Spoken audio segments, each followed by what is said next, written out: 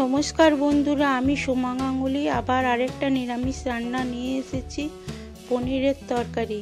কিভাবে বানাচ্ছি আপনারা দেখুন। লাইক, সাবস্ক্রাইব, কমেন্ট করবেন। যে যেখান থেকে দেখছেন আমার পুরো ভিডিওটা দেখবেন, স্কিপ করে যাবেন না। জল ফুটতে দিয়ে দিয়েছি, এর মধ্যে পনিরগুলো দিয়ে দেবো।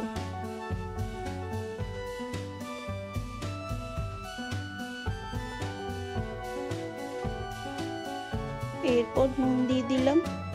একটু ফুটিয়ে নিলে পনিরটা নরম হয়, খেতেও ভালো লাগে। এরপর কড়াই বসিয়ে দিয়েছি। এরপর সাদা তেল দিয়ে দিলাম।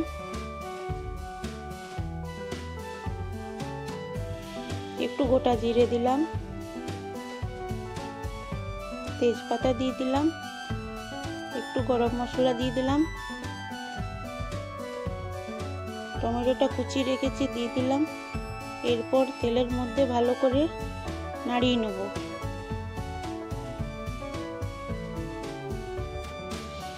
একটু হলুদ গুঁড়ো দিয়ে দিলাম,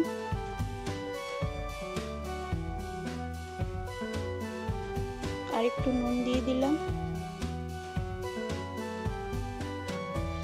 আদা বাটা দিয়ে দিলাম। এরপর ভাজা মশলাটা দিয়ে দিলাম, একটু কাশ্মীরি লঙ্কা গুঁড়ো দিয়ে দিলাম। এরপর খুন্তির সাহায্যে ভালো করে নাড়িয়ে নেব, মশলাটার সঙ্গে ভালো করে মিশিয়ে নেব, টমেটোগুলো গলে যাওয়া পর্যন্ত।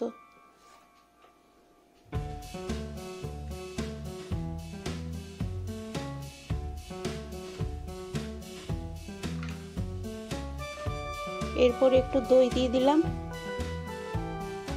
দই দিয়ে আবার ভালো করে মশলাটা কষে নেব, মশলাটা যতক্ষণ না তেল বেরিয়ে যাবে।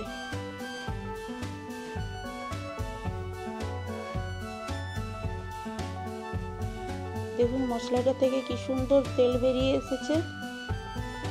আবার ভালো করে নাড়িয়ে নেব।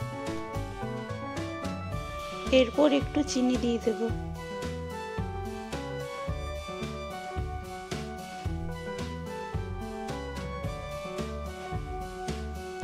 এরপর একটু কস্তুরি মেথি দিয়ে দেবো। পনিরটা ফুটিয়ে রেখেছিলাম, এরপরে দিয়ে দেবো মশলার মধ্যে। ক্যাপসিকামটা কেটে রেখেছি দিয়ে দেবো।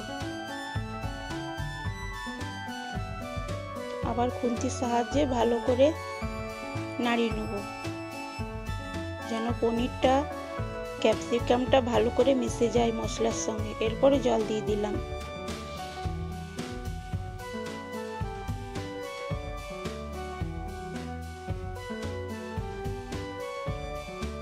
আমার পনিরের তরকারি তৈরি হয়ে গেছে, এরপরে তুলে নেব।